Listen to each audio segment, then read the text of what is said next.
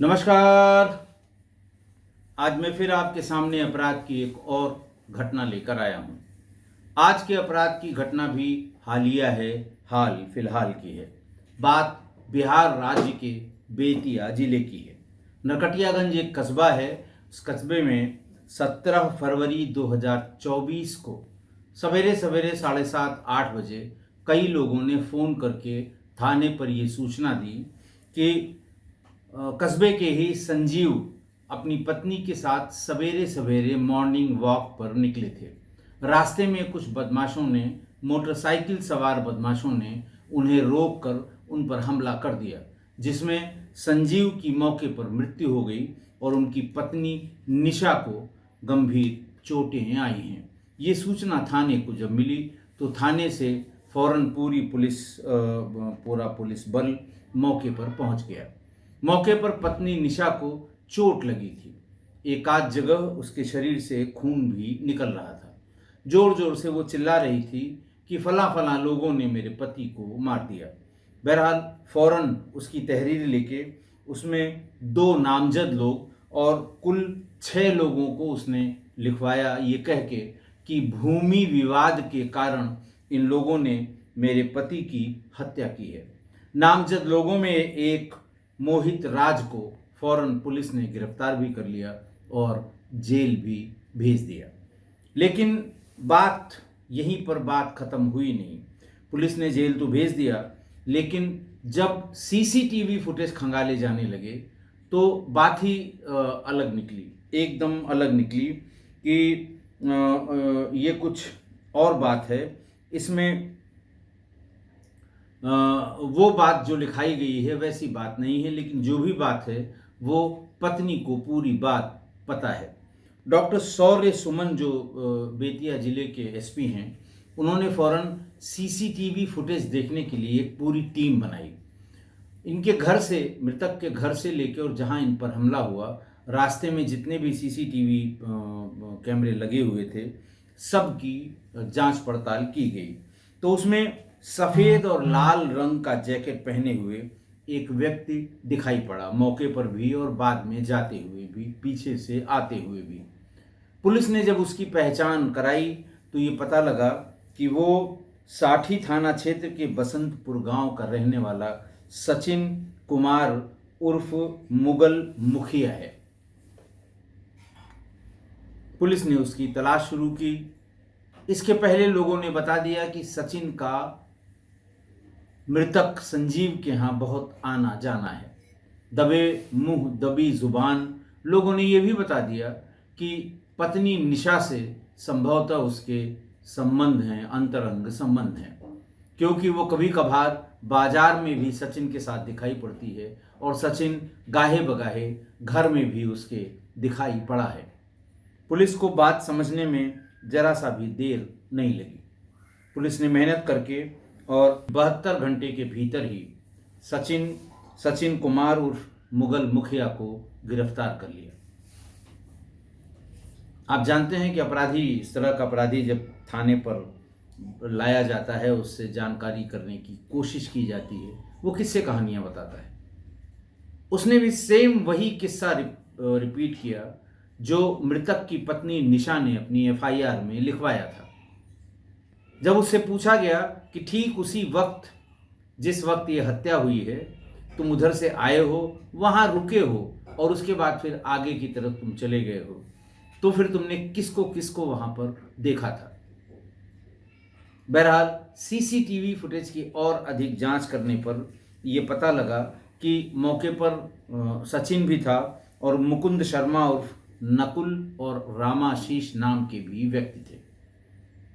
तब जब पुलिस ने अपनी विशेष श्रेणी वाली पूछताछ उससे शुरू की तो उसने सारी बात एक एक करके बता दी। उसने बताया कि मेरे और निशा के पिछले 2 साल से संबंध हैं और हम लोगों का मिलना जुलना, आना जाना, सब कुछ ये संजीव की जानकारी में था। कभी कभार संजीव इस बात पर नाराजगी भी व्यक्त करता था। निशा का भांजा था विंटू वर्णवाल। विंटू वर्णवाल ने अपनी मामी और सचिन को आपत्तिजनक अवस्था में कस्बे से बाहर कहीं देखा था। भाग कर आया, उसने अपने मामा संजीव को ये बात बताई। जब उसकी पत्नी वापस घर पहुंची तो वहीं संजीव ने उससे पूछताछ शुरू कर दी कि इस तरह की बात मिंटू विंटू वर्णवाल यानी उसका भांजा बता रहा है, इसमें कितनी सच्चाई है। बहुत नाराज हुई निशा और उसने उसको बहुत उल्टा सीधा कहा और अगले ही दिन सचिन की भेंट भांजे से बाजार में कहीं हो गई। सचिन ने उसे बुरी तरह से मारा, बिल्कुल ये समझिए अधमरा, मारते मारते अधमरा कर दिया या मरा समझ के छोड़ दिया। और ये भी कहा कि आइंदा से अगर तुमने कभी कोई बात संजीव को बताई तो अब की बार तुम्हें जान से मार दूंगा। ये बात भी संजीव को पता हो गई, लेकिन फिर भी संजीव या तो डर की वजह से या इग्नोर करने की वजह से या अनजान बनने की वजह से उसने कुछ नहीं कहा। तब दोनों में मंत्रणा हुई, निशा और सचिन में, कि यह बात इसके दिमाग में बैठ गई है हम दोनों लोगों के संबंध की। आज नहीं तो कल ये परेशान करेगा, उपद्रव करेगा, 10 लोगों को बताएगा, बदनामी होगी, लिहाजा इसे रास्ते से हटाना बहुत ज़रूरी है। सचिन ने कहा ठीक है, हमारे पास प्रोफेशनल मारने वाले लोग हैं, हम उनसे संपर्क करते हैं। बात 5 लाख रुपए में तय हुई। निशा ने 2.5 लाख रुपए पेशगी के तौर पर मुकुंद उर्फ नकुल और रामाशीष को दे दिया और यह तय किया गया कि सवेरे जब हम दोनों मॉर्निंग वॉक पे आएंगे तो मोटरसाइकिलों से आके उन्हें रोक लेना और हमको भी थोड़ा बहुत मारना पीटना और इसे तो ज़रूर, संजीव को ज़रूर जान से मार देना। एक बार ये मर गया तो फिर हम और सचिन स्वतंत्र होकर रहेंगे, फिर कोई रोक टोक करने वाला नहीं होगा। बात तय होते होते पहले एक दिन इन लोगों ने रैकी की, कितना दूर है जहाँ पर इन्हें मारना है, वहाँ सामने किसी का मकान, दुकान या लोग कभी कभी सवेरे के समय बाहर बैठे रहते हैं, कोई देखने वाला तो नहीं है। तो मकान से करीब 700 मीटर की दूरी पर एक जगह तलाशी गई जहाँ पर अगर मारा जाएगा तो चश्मदीद गवाह बिल्कुल नहीं मिलेंगे। घर से मॉर्निंग वॉक पर निकलते समय निशा ने सचिन को मिस्ड कॉल कर दी, जो तय हुआ था कि अब हम निकल रहे हैं। 2 मोटरसाइकिलों पर सवार 4 लोग एकदम बिल्कुल तैयार हो गए। मोटरसाइकिलें स्टार्ट करके इसके घर से कोई 20 मीटर की दूरी पर खड़े हो गए, जहां से पति पत्नी का मूवमेंट दिखाई पड़े। जैसे ही संजीव और निशा अपने घर से निकलकर मॉर्निंग वॉक के लिए जा रहे थे, वैसे ही उसको घेर लिया गया। निशा मौके पर कहने लगी कि जल्दी मारो, लोग ना आ जाएं। 2 लोगों ने बड़े चाकू निकालकर उसके शरीर पर ताबड़तोड़ चाकू से वार किए, लेकिन चाकू से वार करने में और जान निकलने में थोड़ा वक्त लगता है। वो हाथ पैर मार रहा था या हाथ पैर चल रहे थे। इस पर निशा ने कहा जल्दी गोली मारो, अभी मरा नहीं है। और फिर हमलावरों में से एक ने उसे 3 गोलियां पेट में भी मार दी। पेट और उसके आसपास उसे 3 गोलियां मारी गईं। और जब तक लोग इकट्ठा होते, पुलिस को इत्तला होती, पुलिस आती, संजीव ने दम तोड़ दिया था। जब ये पूरी बात पता लगी तो जयप्रकाश सिंह जो एसडीपीओ हैं नरकटियागंज के, उन्होंने पूरा मामला प्रेस को भी बताया और पहले जो गुमराह करने के लिए एफआईआर निशा ने लिखवाई थी और जिसमें मोहित राज को गिरफ्तार करके जेल भेज दिया गया था, उसकी गिरफ्तारी, उसकी रिहाई के जो पर्चे होते हैं और झूठ सूचना जो दी गई थी, वो सब तैयार करके उसे कोर्ट में सबमिट किया गया है और उम्मीद है बहुत जल्दी उसकी रिहाई भी हो जाएगी। तो इस तरह से एक प्रेमिका ने अपने पति की अपने सामने इंगित करके और ये बता के कि मरा नहीं है गोली मारो, उसकी हत्या करा दी। हालांकि ये कोई बहुत ऐसी बात नहीं है कि कहीं नहीं कहीं ऐसा नहीं होता है, खूब होता है। लेकिन घर में पलने वाले सांप को अगर आप नज़रअंदाज करेंगे तो ऐसी घटनाएं होंगी। एक ऐप जो बिहार पुलिस के पास है, ई प्रिजन ऐप, जिसमें बिहार के जेलों में सज़ा काटने वाले या जो गए हैं और ज़मानत पर बाहर आ गए हैं, उनकी फ़ोटोग्राफ सारी आपको एक साथ मिल जाएंगी। जब सचिन के इस सीसीटीवी वाले फुटेज को ई प्रिजन ऐप से चेक कराया गया तो सचिन एक बार पहले भी जेल गया था। उस ई प्रिजन ऐप में जो फोटो थी, उस फोटो से जो घटना के समय उसकी फोटो थी वो मैच कर गई। ये भी एक बड़ा इलेक्ट्रॉनिक एविडेंस होगा जब मुकदमा ट्रायल पर आएगा।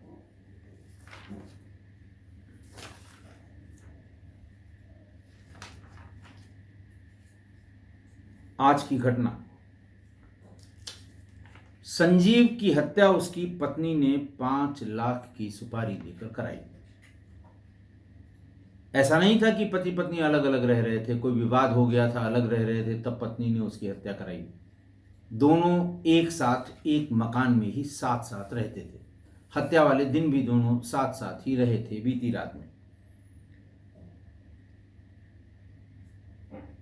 लेकिन ये बात समझ में नहीं आती है कि संजीव या तो बहुत सीधा था या उसने घर पर चलने वाले या घर के भीतर हो रहे प्रपंच को नजरअंदाज कर दिया था। दो में से कौन सी बात सही है? अब तो उसकी मृत्यु हो गई, लेकिन अंदाज ही इससे लगाया जा सकता है कि पत्नी के 2 साल से अपने प्रेमी सचिन से संबंध थे और पति अनजान हो, ऐसा बिल्कुल इसकी संभावना बिल्कुल नहीं है कि वो बिल्कुल अनजान था। और अगर पति सब कुछ जानबूझकर नज़रअंदाज कर रहा था या अनजान बन रहा था, तो आप मान के चलिए कि उसकी जान जानी तय थी। इसलिए अगर घर में इस तरह का कोई प्रपंच चल रहा हो तो पहली फुर्सत में अपने आप को अलग कर लेना चाहिए। ये बात और भी साबित होती है कि वह अनजान नहीं था, क्योंकि जब उसके भांजे ने अपनी मामी और सचिन को आपत्तिजनक अवस्था में देखा था, आकर अपने मामा को बताया था। मामा ने अपनी पत्नी यानी मामी से ये बात पूछी थी और अगले ही दिन सचिन ने भांजे को मार मार के बुरा हाल कर दिया था। तो बात तो ये समझ में आ गई होगी, तय हो गई होगी कि जरूर कुछ न कुछ है कि हमें सिर्फ ये बताने पर कि ये लोग कहाँ किस अवस्था में मिले थे, उसकी पिटाई की गई है। तो उसे सब चीज़ें समझ जानी चाहिए थी संजीव को कि आखिरकार घर में चल क्या रहा है। लेकिन उसने सब कुछ जान के भी अनजान बना रहा और यही उसकी मौत का कारण भी बना। पति हो या पत्नी, यदि इस तरह का प्रपंच जानकारी में आ जाए, भाई घर में प्रपंच हो रहा है, उसका घर में आना जाना था, बाहर भी मिलना जुलना था, भांजे ने ये बात बता दी थी कि फला फला जगह हमने देखा है इन लोगों को, अगर ये जानकारी में आ जाए, चाहे वो पति हो चाहे पत्नी हो, पति के भी मान लिया किसी दूसरे से अफेयर है, उसका आना जाना है और पत्नी की जानकारी में आ गया है, तो इसका फौरन निराकरण करा लें। लोगों को नहीं बताना चाहते हैं, भाई अलग अलग हो जाएं, अपनी अपनी जगह रहें। बताना चाहते हैं, घर परिवार को एक साथ बिठा लें, बताएं सब देखिए ये हो रहा है हमारे घर में। और अगर 4 लोगों की जानकारी में ऐसा आ जाए तो हत्या जैसा अपराध बहुत हद तक टाला जा सकता है। नहीं होगा ये तो मैं नहीं कह सकता, लेकिन टाला जा सकता है, क्योंकि दोनों को ये पता है, हो जाएगा कि हम लोगों के इस प्रपंच की जानकारी बहुत से लोगों को है। दोनों में से किसी एक का नुकसान अगर हुआ, जान गई, तो शक होने में देर नहीं होगी कि किसने ये कराया है। तो इसलिए उसका फौरन निराकरण कर लें दूरी बना लें। कई तरह से इसका निराकरण संभव है। जब आप बिल्कुल कन्फर्म हो गए तो अलग हो जाएं, कानूनी प्रक्रिया का पालन शुरू करें कि साहब अब हमें नहीं रहना है इनके साथ, महिला हो या पुरुष हो। लोगों को बीच में डाल के फिर अलग हो जाएं।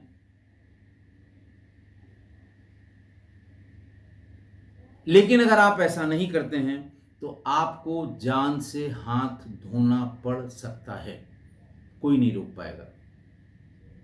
वही जो संजीव के साथ हुआ है। मतलब आप सोचिए कि पत्नी ने अपने पति को, जो उसके साथ रहता है, मरवाने के लिए 5 लाख रुपए की सुपारी दी, सिर्फ इसलिए कि वो बीच बीच में टोका टाकी कर रहा था और इन दोनों की स्वच्छंदता पर असर पड़ रहा था।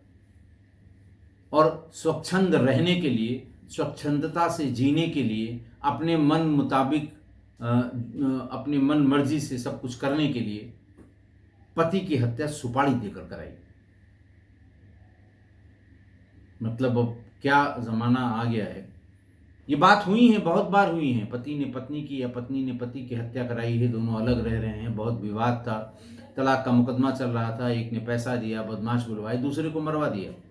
लेकिन जो 24 घंटे साथ में रह रहा है, उसके साथ इस तरह का बर्ताव, पत्नी ने पैसा खर्च करके मरवाना, ये थोड़ा सा सामान्य समझ से बाहर की चीज़ है। बहरहाल बचना चाहिए, निराकरण कर लीजिए, दूरी बना लीजिए, अलग हो जाइए, वरना झेलना पड़ेगा, जान से हाथ धोना पड़ेगा। आज के लिए इतना ही। बहुत बहुत धन्यवाद।